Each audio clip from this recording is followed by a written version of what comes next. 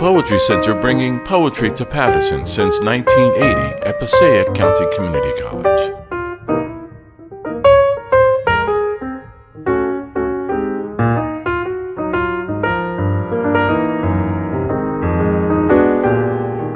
Work has been translated into 19 languages. She has given reading... 21. Oh, I'm sorry. Translated to 21 languages. Can you imagine that? She has given readings, workshops, lectures at over 450 venues here and abroad. I think, first of all, the amazing output of this woman it's incredible, isn't it? But in addition to that, it's not only output, but it's wonderful work.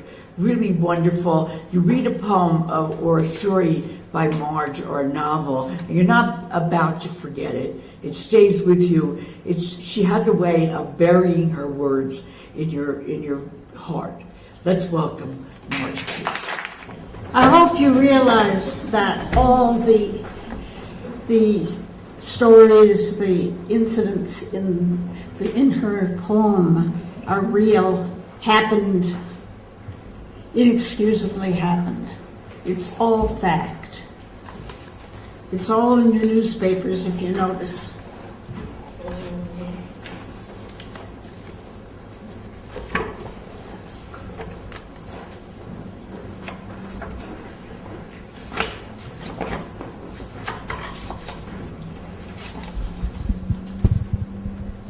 This is called My City Bleeding. Oh, my city of origin, city who taught me about class and class warfare, who informed me how to survive on your ashtray burning streets. When as a Jew I was not white yet, easy among friends of all colors, how you've been plundered and picked to pitted rusting bones. Around you squat suburbs that never saw a rat or woke to sirens cutting machete wounds through the night, whose lush lawns were fertilized by your jobs exported to China, by bodies of desperate murders. This sand is fertile. 2 years after fire leaves a blackened pit, bushes are already sprouting among blue and gold wildflowers. In blocks of zombie houses, crack houses, walls of gang graffiti, where packs of wild dogs turn back to wolves and the police never come. People still try with little help to remake community, to reach up out of rubble into some venue of light, of warmth, of dignity, into whatever peace they imagine. Out of ruins, eerie in their torn decay, where people lived, worked, dreamed, something yet begins to rise and grow. If you want to do it at the end, do it then. Okay. Meantime, just feel the bones. Made in Detroit. My first lessons were kisses and a hammer. I was fed mother's milk and rat poison. I learned to walk on a tightrope over a pit where snakes' warnings were my rattles. The night I was born, the sky burned red over Detroit and sirens sharpened their knives. The elms made tents of solace over grimy streets, and alley cats purred me to sleep. I dived into books, and their fables closed over my head and hid me. Libraries were my cathedrals, librarians my priests promising salvation. I was formed by beating like a blacksmith's sword, and my edge is still sharp enough to cut both you and me. I sought love in dark and dusty corners, and sometimes I even found it. However briefly, every harsh, every tender word entered my flesh and lives there still, bacteria in my gut. I suckled Detroit's steel tits. When I escaped to college, I carried it with me, shadow and voice, pressure that hardened me to coal and flame.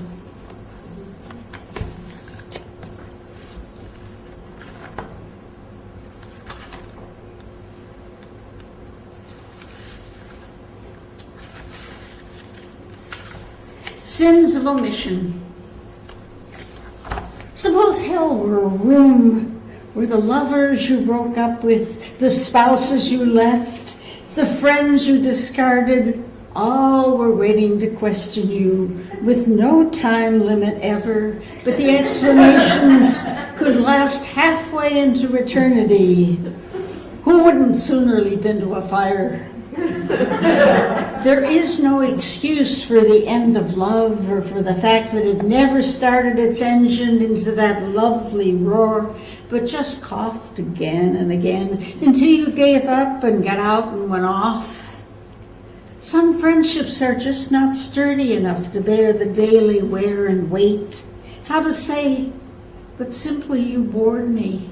Then all the people you did not help, the ones you hung up on, letters unanswered, loans denied, calls not returned, the endless line will be snaking through the horizon, waiting to demand what you would not give, life's unpaid bills.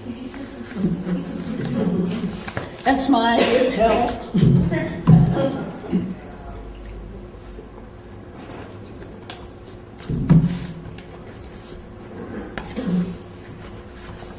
The poor are no longer with us.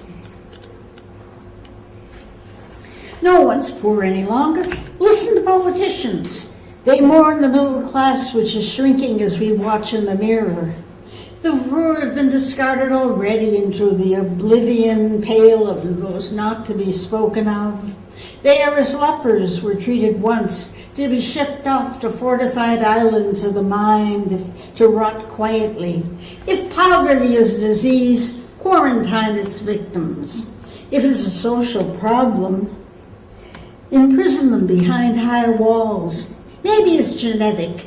How often they catch easily preventable diseases. Feed them fast garbage and they'll die before their care can cost you.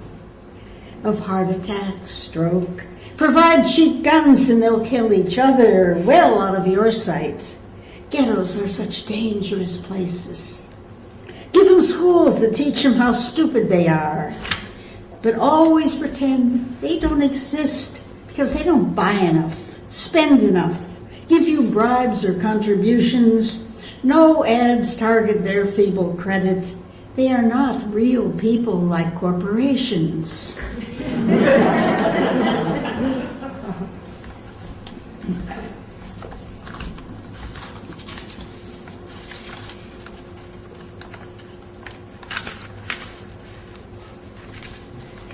The scent of apple cake. My mother cooked as drudgery, the same 15 dishes round and round, like a donkey bound to a millstone grinding dust. My mother baked as a dance, the flour falling from the sifter in a rain of fine white pollen. The sugar was sweet snow. The dough beneath her palms was the warm flesh of a baby when they were still all hers before their wills sprouted like mushrooms. Cookies she formed in rows on the baking sheet, oatmeal, molasses, lemon, chocolate chip, delights anyone could love. Love was in short supply, but pies were obedient to her, command of their pastry, crisp holding the sweetness within. Desserts were her reward for endless cleaning in the acid yellow cloud of Detroit, begging dollars from my father, mending, darning, bleaching. In the oven she made sweetness, where otherwise there was none. Our never-ending entanglement. How long do we mourn our mothers? Unfinished business, unspoken sentences that burn on the night, tangled thickets of stymied love, steps worn smooth with scrubbing, never to be climbed again. We mourn our mothers till we ourselves are out of breath, that umbilical cord between us never really cut, how hard we tried in adolescence to sever it. Once there was warm milk and a sweet stream. Once there was a brush stroking through my long hair. Once there was a lap. Once there was a slap. Shards of glass. Will anyone ever come as close or push as hard? As we age, we see your face mirrored. Your diseases weaken us. Your silences haunt. Your stories echo. We feared becoming our mothers, yet when we were not you, we felt guilty. You made us even when you hated the results, for you opened your fists and off we flew.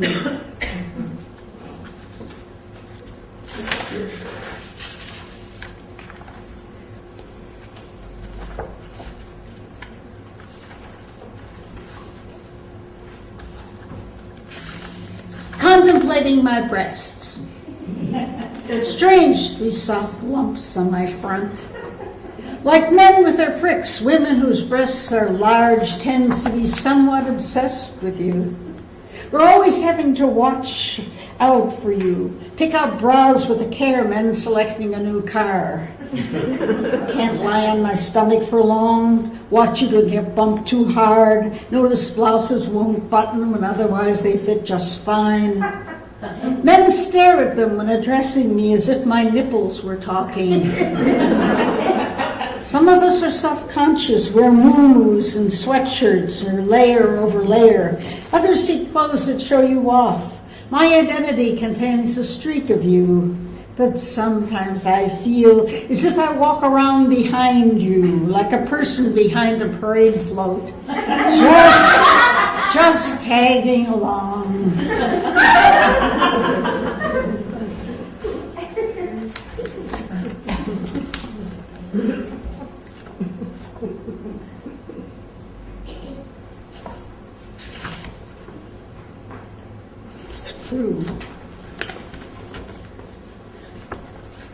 The page number's wrong. I will find it though. Here we are.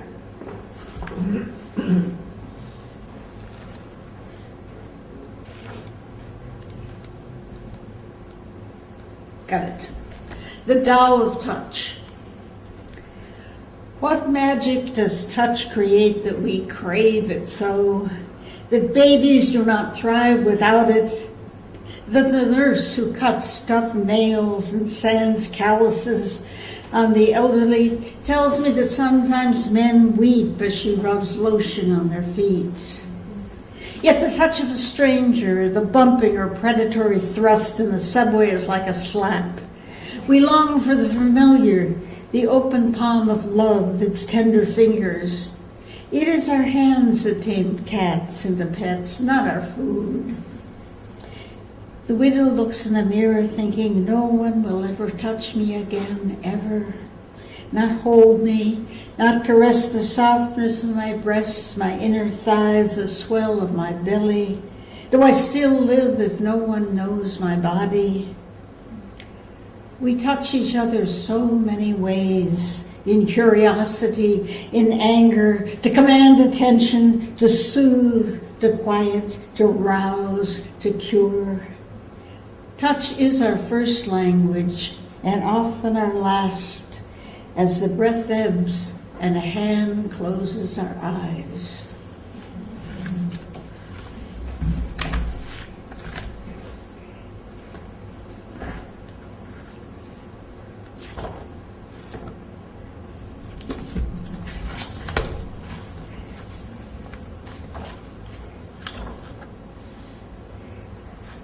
I live on Cape Cod, where oftentimes sea mammals wash up. The suicide of dolphins.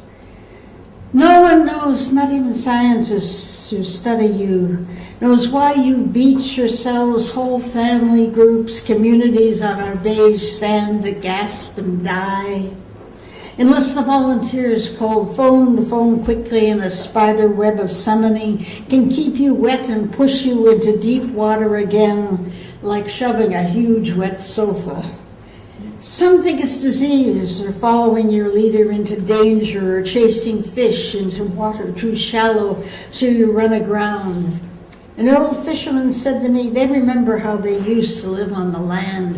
They remember. We know nothing, but still we grieve.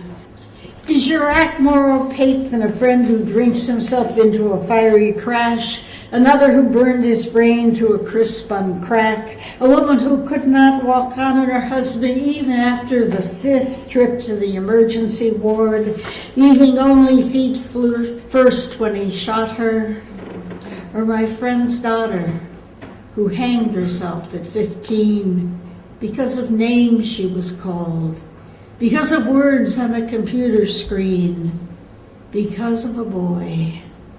We cannot stop each other, but still we grieve.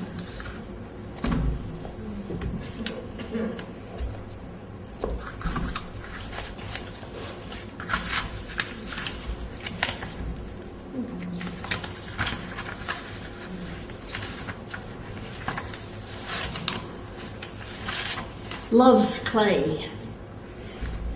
Love's a lumpy thing. Falling in love is peacock tails, fountains of rose petal, always music underneath like a movie crescendoing. Love is cutting onions for supper when you're already tired. Love is patched with hope and habit and desire, a tent mended nightly. Love is tough as a bone you gnaw and suck out the marrow. Love is a bone of which you make soup, and surprise, it sustains you. Infatuation is fun, a tango in a grove of mirrors. Love is just work, what you do one day after the next, like bricks laid end to end. And finally, infatuation leaves you with a sticky residue at the bottom of your glass.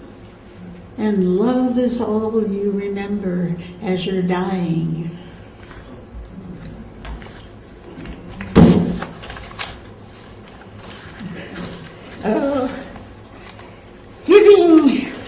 Having people over to supper has become a dying thing. And there's a reason for that. It's called Let's Meet in a Restaurant.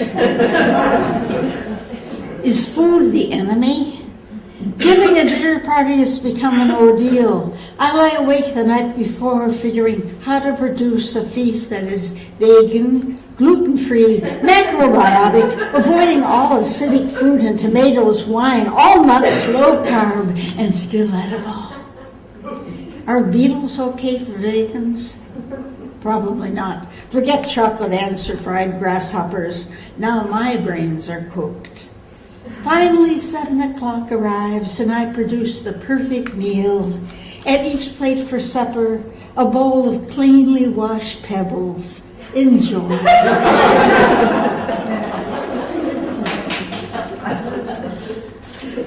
Oops, what did I just do? Oh, there we go.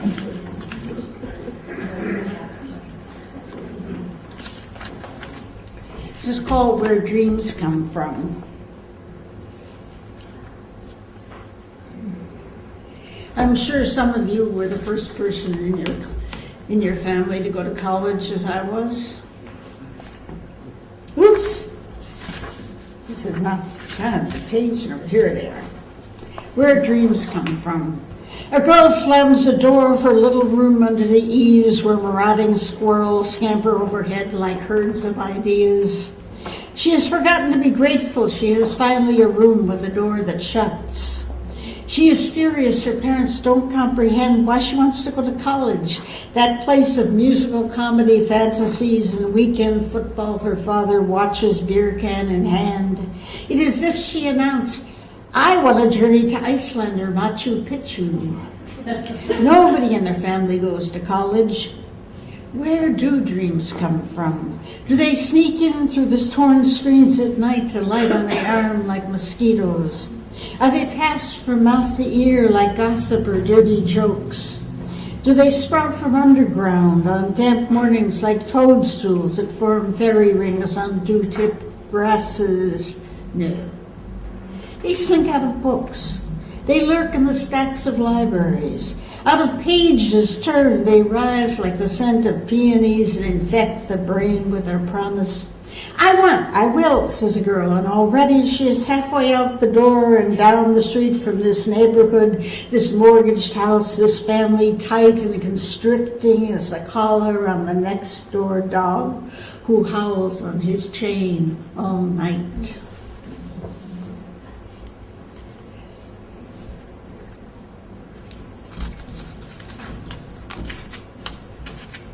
Come on. I want it.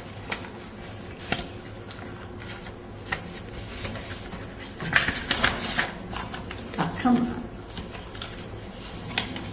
The ones that are on pieces of paper are always harder to find. So you have to forgive me for shuffling for a moment. Got it. For your information from your pharmacist, do not take this medicine with dairy products. Do not take this medicine with any medication containing aluminum, calcium, bismuth, iron, or zinc. Do not take this product with vitamins or minerals. This medicine may cause dry mouth or arrhythmia. This medicine may cause diarrhea, nausea, vomiting, hair loss, dizziness, sore joints. This medicine may cause insomnia. Discontinue this medicine if you black out frequently, if your heart stops, if you cannot breathe for half an hour.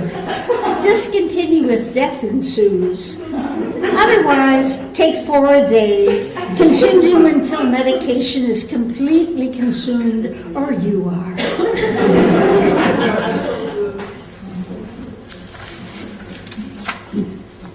And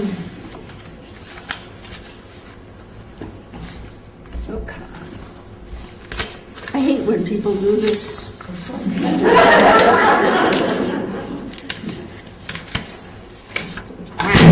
Here we go. Okay. The last poem I'm going to read is The Art of Blessing the Day.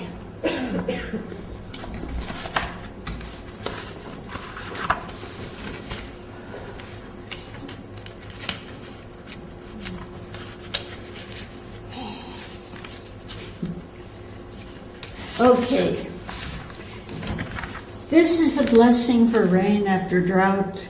Come down, wash the air so it shimmers, a perfumed shawl of lavender chiffon. Let the parched leaves suckle and swell. Enter my skin. Wash me with the little chrysalis of sleep rocked in your plashing. In the morning the world is peeled to shining. This is a blessing for sun after long rain.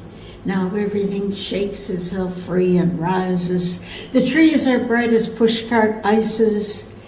Every last lily opens its satin thighs. The peas dance and roll in pollen, and the garden at the top of the pine sings at full throttle fountaining. This is a blessing for a ripe peach. This is luck made round. Frost can nip the blossom, kill the bee. Brown fungus, the burrowing worm that toils in rot, can blemish it, and wind crush it to the ground. Yet this peach fills my mouth with juicy sun. This is a blessing for the garden tomato, those green boxes of tasteless acid the store sells in January, those red things with the savor of wet chalk. They mock your fragrant name. How fat and sweet you are, weighing down my palm, warm as the flank of a cow in the sun. You are the savor of summer in a thin red skin. This is a blessing for a political victory. Although I shall not forget that things work in increments and epicycles and sometime leaps that half the time fall back down, let's not relinquish dancing while the music fits into our hips and bounces our heels. We must never forget. Pleasure is real as pain. The blessing for the return of a favorite cat, the blessing for love returned, for friends returned, for money received unexpected, the blessing for the rising of the bread, the sun, the oppressed. I'm not sentimental about old men mumbling the Hebrew by rote with no more feeling than one says Gesundheit. But the discipline of blessings is to take each moment, the bitter, the sour, the sweet, and the salty, and be glad for what does not hurt.